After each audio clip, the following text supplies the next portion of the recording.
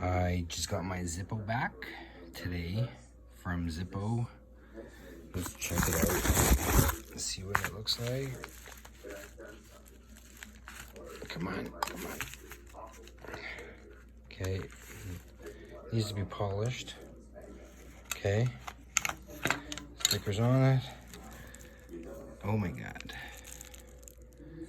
Those are the welds from Zippo. That's what a fixed Zippo looks like.